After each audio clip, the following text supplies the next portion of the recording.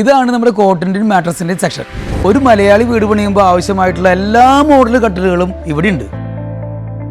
ഇത് തേക്കിന്റെ കട്ടിലിന്റെ bed portion മാത്രമാണ്. ഇത് ഫിറ്റ് ചെയ്ത മോഡൽ ഇവിടെ ഡിസ്പ്ലേയിലുണ്ട്. ഇത് ഇവിടെ നോക്കി തേക്കിന്റെ സിംഗിൾ കോട്ട്, അതിന്റെ ഫാമിലി കോട്ട്, കിങ് സൈസ്, അങ്ങനെ പല രീതിയിലുള്ള മോഡൽസ് ഉണ്ട്.